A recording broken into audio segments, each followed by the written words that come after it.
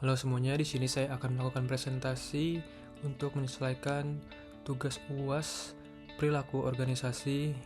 Nah, di sini materi presentasi saya merupakan analisis efektivitas konflik organisasi dan gaya kepemimpinan pada PT Bukit Asam Tbk. Oke, di sini sebelum pertama-tama kita akan membaca latar belakang perusahaannya dulu.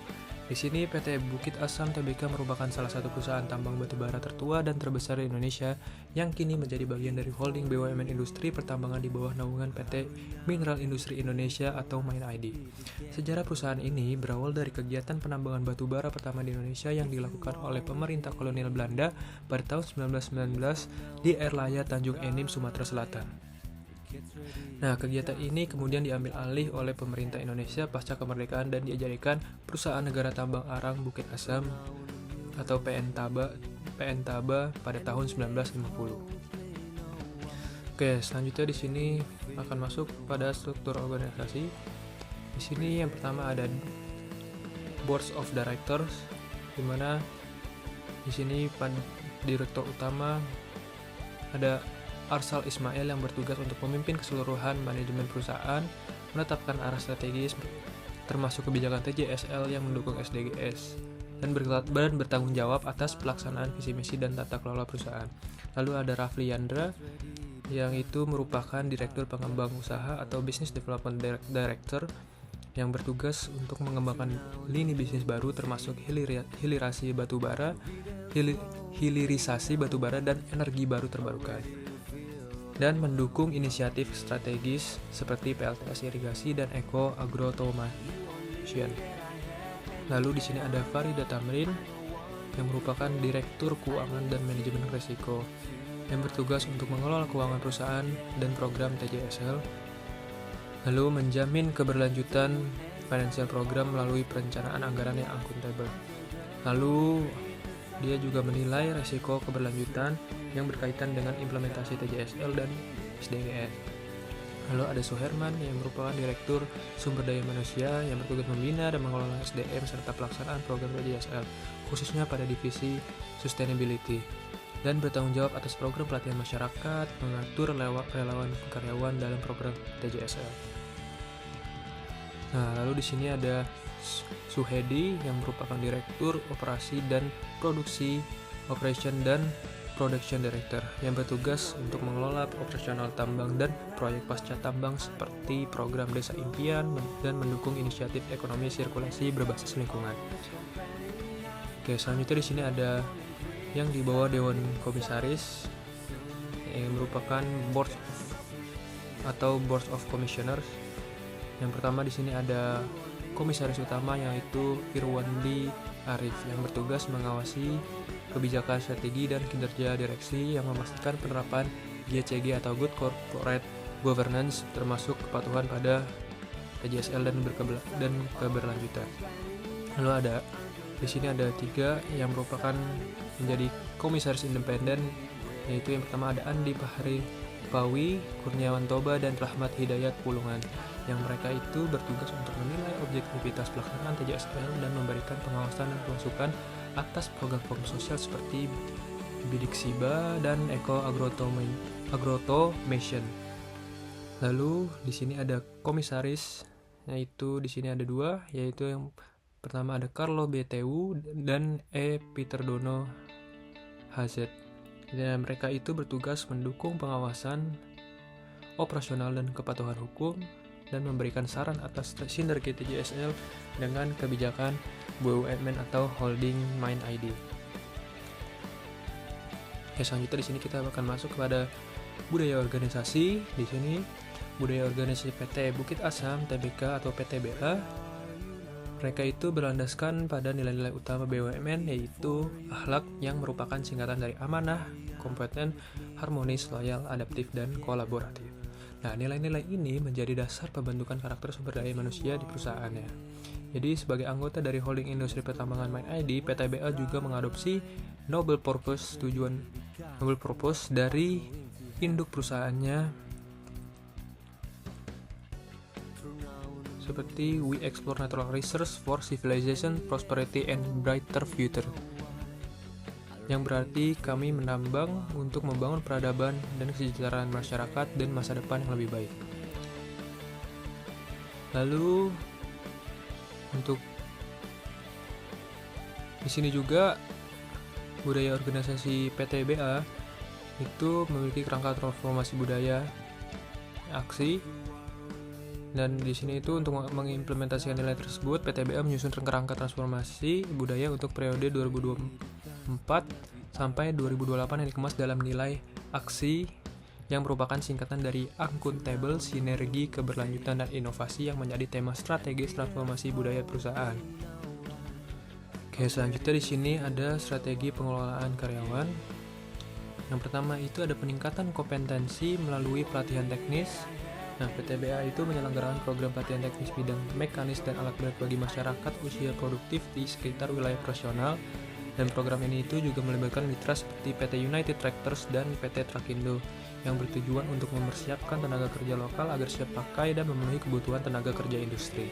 Lalu yang kedua ada pemberdayaan masyarakat sebagai potensi tenaga kerja lokal melalui program Desa Impian, dan PTBA itu melibatkan mantan penambang ilegal dialihkan ke sektor produktif seperti agrikultur, peternakan, dan perikanan, yang bertujuan untuk mengelola potensi konflik sosial, mengalihkan tenaga informal ke sektor formal yang berkelanjutan, dan menciptakan tenaga kerja mandiri.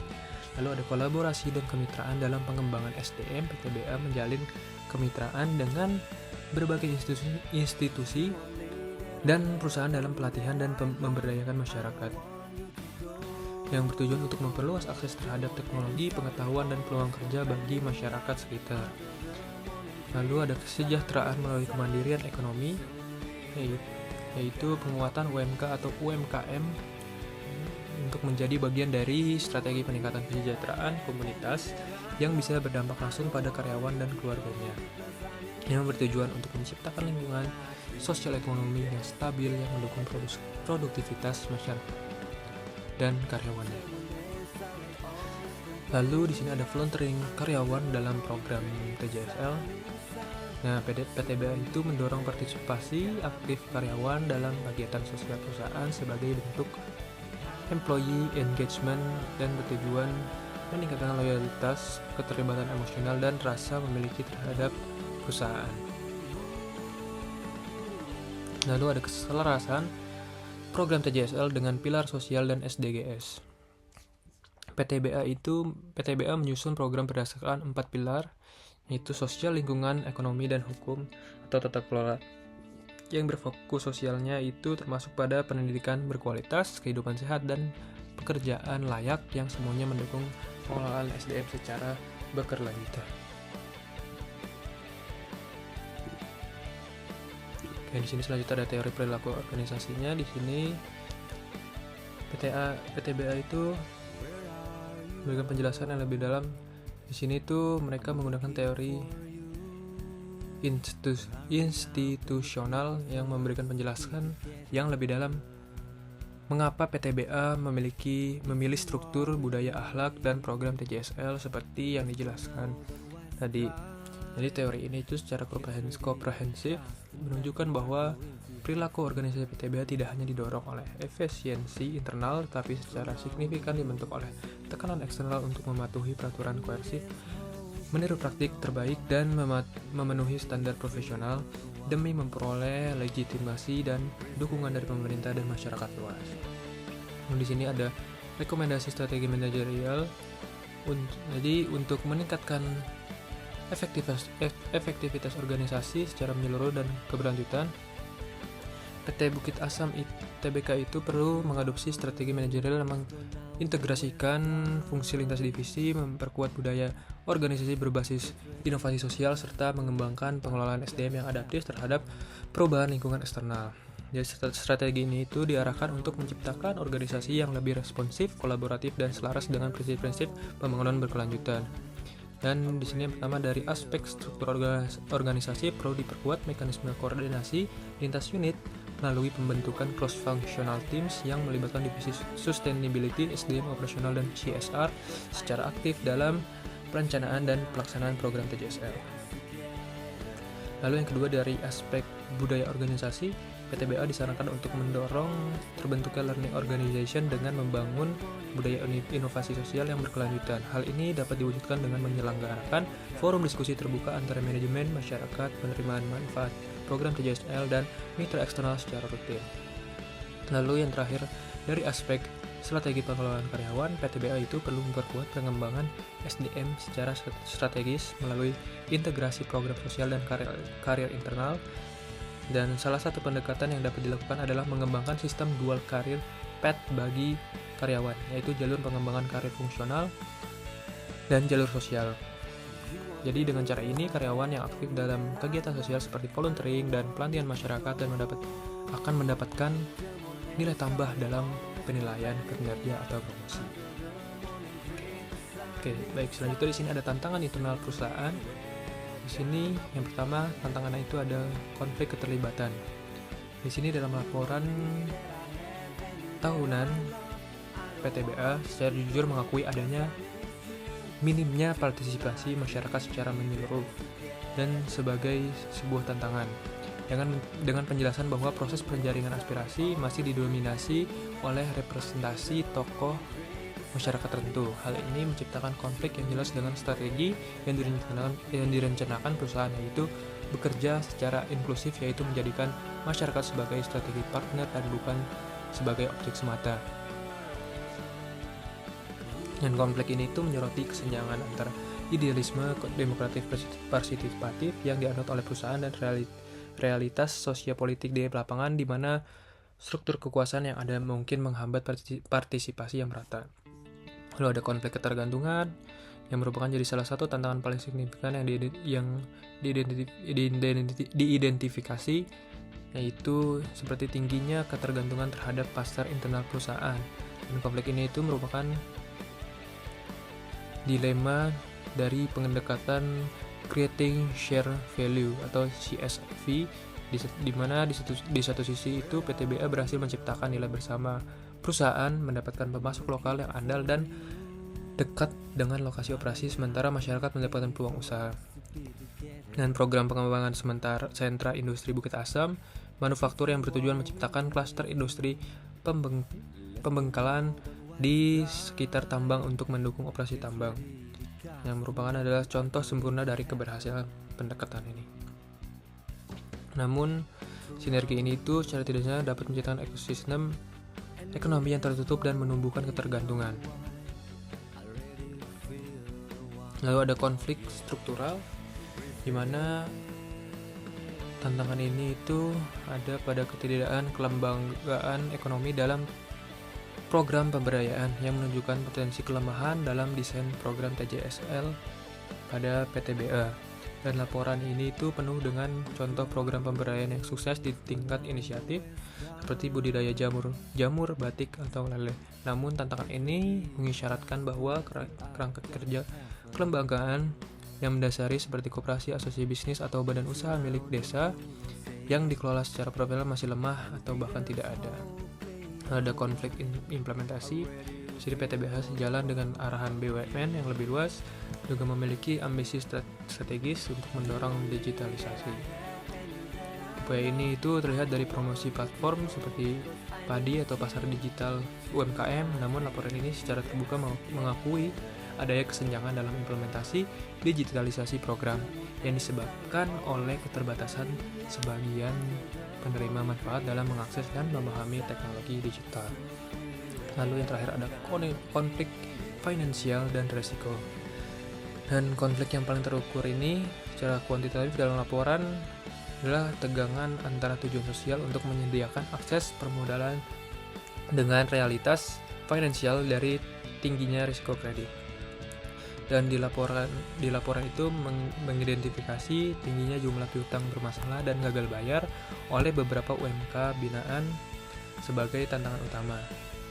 Data dari laporan keuangan program PUMK memberikan skala masalah ini pada 31 Desember 2024, di mana saldo piutang bermasalah mencapai 42,2 miliar.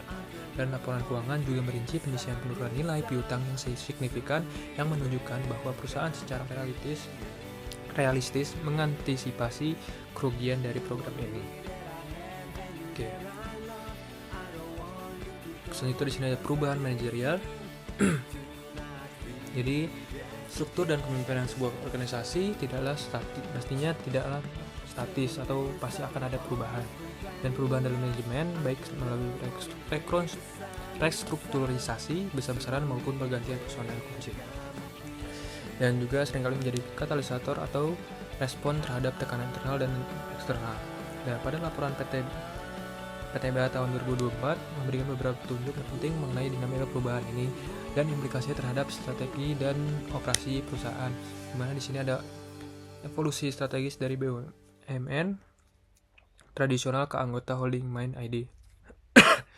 Yaitu di sini perubahan manajemen yang paling fundamental dan berdampak jangka panjang bagi PTBA adalah evolusi strukturalnya, yaitu laporan ini dengan jelas melacak perjalanan perusahaan dari entitas milik negara yang beroperasi secara mandiri hingga bergabungnya ke dalam holding BUMN pertambangan pada tahun 2017. Dan puncaknya adalah pembentukan PT Mineral Industri Indonesia atau Mind ID sebagai induk perusahaan pada tahun 2023. Lalu ada restrukturisasi dan pergantian personal kunci. Nah, di sini laporan mencatat adanya perubahan yang lebih baru dan spesifik. Jadi struktur organisasi di bawah direksi diperbarui melalui surat keputusan direksi pada tanggal 21 Maret 2025 dengan tujuan eksplisit untuk menciptakan organisasi yang efektif yang dapat mendukung pencapaian tujuan dan target bisnis yang telah ditetapkan serta untuk mengantisipasi perkembangan bisnis ke depan. Lalu di sini juga ada peristiwa yang lebih menonjol adalah pergantian personel di tingkat C-level. Dan di sini laporan mencatat bahwa Farida Tamrin yang merupakan Direktur Keuangan dan Manajemen Risiko tidak lagi menjabat per 24 Maret 2025 karena dia akan diangkat menjadi direktur di PT Bank Rakyat Indonesia Tbk atau BRI. Jadi kepergian seorang eksekutif kunci terutama yang memegang portofolio krusial seperti keuangan dan manajemen risiko selalu merupakan peristiwa penting bagi sebuah organisasi. Oke, selanjutnya di sini gaya kepemimpinan. Jadi salah satu ciri paling menonjol dari kepemimpinan PTBA sebagaimana tercermin dalam laporannya yaitu gaya kepemimpinannya yang proaktif dan berorientasi pada solusi. Jadi ada sebuah kejujuran intelektual yang terpancar dari bagian penutup laporan di mana perusahaan tidak ragu untuk memaparkan tantangannya secara terbuka seperti pemetaran langsung antara tantangan di halaman 136 sampai 137 dengan strategi di halaman 137 dan 138. Mereka itu menunjukkan sebuah proses manajerial yang sistematis dalam identifikasi masalah, analisis akar penyebab dan formulasi solusi, yaitu menyatakan bahwa kepemimpinannya bukan yang reaktif atau defensif, yang melainkan yang secara sadar menghadapi realitas atau kenyataan. Lalu ada strategi manajemen konflik. Di sini berdasarkan laporan tahunannya yang merupakan tanggung jawab sosial dan lingkungan, PTBA mengadopsi beberapa strategi dalam manajemen konflik yang berfokus pada pendekatan inklusif, kemitraan, dan dialog dengan para pemangku kepentingan. Nah, strategi ini itu dirancang untuk menciptakan hubungan yang harmonis dan mencegah potensi konflik. Yang strategi utama manajemen konflik yang diadopsi oleh PTBA di sini meliputi adanya perlibatan aktif masyarakat dan pemangku kepentingan, di mana PTBA secara aktif melibatkan seluruh elemen masyarakat dan pemangku kepentingan dalam proses penjaringan aspirasi dengan melibatkan mereka secara dulu. Perusahaan memastikan bahwa usulan program TJSL yang diajukan dapat lebih inklusif dan sesuai dengan kebutuhan real di lapangan sehingga mengurangi potensi ketidakpuasan yang dapat memicu konflik. Yang kedua ada kemitraan multipihak dan kolaborasi. Perusahaan membangun kemitraan dengan berbagai pihak termasuk pemerintah daerah, mitra kerja, dan masyarakat sekitar untuk menciptakan sinergi dalam pelaksanaan program TJSL. Pendekatan kolaboratif ini menjadi kunci untuk mencapai dampak positif yang lebih luas dan meredam potensi gesekan. Yaitu salah satu contohnya adalah kerjasama dengan PTBA dengan PT Bank Rakyat Indonesia Persero atau BRI dalam program pendanaan usaha mikro dan kecil. Lalu yang ketiga ada menjunjung tinggi kearifan lokal, di mana dalam pelaksanaan programnya PTBL senantiasa menjunjung tinggi kearifan lokal. Program dirancang sesuai dengan kebutuhan masyarakat dan memanfaatkan potensi yang ada tanpa bertentangan dengan nilai-nilai positif yang hidup di masyarakat, sehingga meminimalisir potensi konflik budaya dan sosial. Lalu yang keempat ada peningkatan kapasitas dan kemandirian melalui program seperti pelatihan keterampilan dan pengembangan usaha mikro dan kecil. PTBL berupaya meningkatkan kemandirian ekonomi masyarakat dengan memberikan alternatif mata pencaharian yang legal dan berkelanjutan seperti pada program transformasi pekerja penambangan tanpa izin atau PETI, di mana perusahaan secara proaktif mengurangi potensi konflik yang berasal dari kegiatan ilegal. Lalu ada komunikasi dan keterbukaan informasi. PTBA juga berkomitmen pada keterbukaan informasi mengenai dampak dari keputusan dan kegiatan bisnisnya kepada masyarakat dan lingkungan melalui perilaku yang transparan dan etis. Dan perusahaan juga melakukan publikasi program TJSL melalui berbagai sarana komunikasi internal maupun eksternal untuk menjaga hubungan baik dengan pemangku kepentingan. Lalu yang terakhir ada penanganan keluhan dan piutang bermasalah secara sistematis. Jadi untuk menangani potensi konflik yang timbul dari program pendanaan, PTBL telah menyusun standar operating procedure atau SOP yang terkait dengan penanganan piutang bermasalah. SOP ini menjadi acuan dalam menyelesaikan masalah secara terstruktur, efektif, efisien, sesuai prinsip akuntabilitas, termasuk melalui upaya restrukturisasi piutang. Oke, mungkin itu saya presentasi dari saya. Jika ada kesalahan kata dari saya, mohon dimaafkan. Terima kasih.